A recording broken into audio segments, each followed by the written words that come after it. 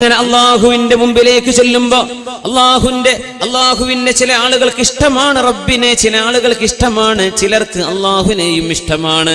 മൻ അഹബ്ബ ലിഖാ അല്ലാഹ് അഹബ്ബ അല്ലാഹു ലിഖാഅഹ്. ആർക്കെങ്കിലും അള്ളാഹുവിനെ കാണാൻ കൊതിയുണ്ടെങ്കിൽ അവരെ കാണാൻ അള്ളാഹുവിന് കൊതിയുണ്ട്. നമുക്ക് അങ്ങനെ തോന്നിയിട്ടുണ്ടോ? അള്ളാഹുവിനെ സംബന്ധിച്ച് എന്റെ റബ്ബിനൊന്ന് കാണണം, മരിച്ച അള്ളാഹുവിനെ കാണാമല്ലോ, അങ്ങനെ മനസ്സിൽ തോന്നി തുടങ്ങിയിട്ടുണ്ടോ? എനിക്കെന്റെ റബ്ബിനെ കാണാൻ കൊതിയാവുന്നു എന്ന് എപ്പോഴെങ്കിലും തോന്നിയിട്ടുണ്ടോ? മരിക്കാൻ തോന്നുമ്പോ റബ്ബേ എന്റെ റബ്ബിനെ കാണാൻ പോവല്ലേ. മൻ അഹബ്ബ ലിഖാ അല്ലാഹ്, ആരാണോ അല്ലാഹുവിനെ കാണാൻ കൊതിക്കുന്നത്, അഹബ്ബല്ലാഹു ലിഖാഅഹ്, അവരെ കാണാൻ അല്ലാഹുവിനും ഇഷ്ടമാണെന്ന് തിരുനബി മുഹമ്മദ് മുസ്തഫ സല്ലല്ലാഹു അലൈഹി വസല്ലം. അല്ലാഹുവിനെ കാണാൻ കൊതിയുള്ളവരെ അല്ലാഹുവിനെ കാണാൻ കൊതിയാണത്രേ. നമുക്കങ്ങനെ കാണാൻ കൊതിയാവുന്നുണ്ടോ? അല്ലാഹുവിനെ കാണണമെന്ന്, അല്ലാഹുവിനെ കാണുമോ എന്ന് പേടിയുണ്ടോ? രണ്ടാലൊന്ന് വേണം, ഒന്നുകിൽ പേടി വേണം, അല്ലെങ്കിൽ കൊതി വേണം. ഇത് രണ്ടും സൂചിപ്പിച്ചുകൊണ്ടാണ് സൂറത്തുൽ കഹ്ഫ് അല്ലാഹു അവസാനിപ്പിക്കുന്നത്. സൂറത്തുൽ കഹ്ഫിന്റെ അവസാനത്തെ ആയത്ത് ബിസ്മില്ലാഹിർ റഹ്മാനിർ റഹീം. ഫമൻ കാന യർജു ലിഖാഅ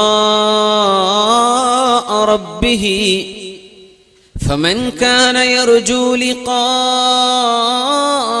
ربه فليعمل عملا صالحا ولا يشرك بعبادة ربه أحدا.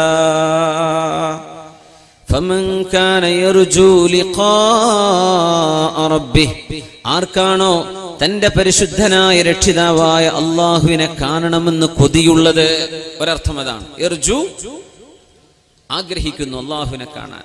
മറ്റൊരർത്ഥം, ആരാണോ അള്ളാഹുവിനെ കാണുമോ, അള്ളാഹുവിനെ കാണണമല്ലോ എന്ന് പേടിക്കുന്നത്, യഖാഫു, ആരാണോ ഭയപ്പെടുന്നത് അള്ളാഹുവിനെ കാണണമല്ലോ, എന്റെ റബ്ബിന്റെ മുമ്പിൽ ഞാൻ വിസ്തരിക്കപ്പെടുമല്ലോ, അള്ളാഹുവിന്റെ കോടതിയിൽ എന്നെ കൊണ്ടുവന്ന് നിർത്തുമല്ലോ എന്ന് പേടിക്കുന്നവരാരെങ്കിലും ഉണ്ടെങ്കിൽ, എന്റെ റബ്ബിനെ കാണണമെന്ന് കൊതിക്കുന്നവരുണ്ടെങ്കിൽ, എന്റെ റബ്ബിനെ ഞാൻ കാണേണ്ടി വരുമല്ലോ എന്ന് പേടിക്കുന്നവരുണ്ടെങ്കിൽ എന്തു ചെയ്യണം?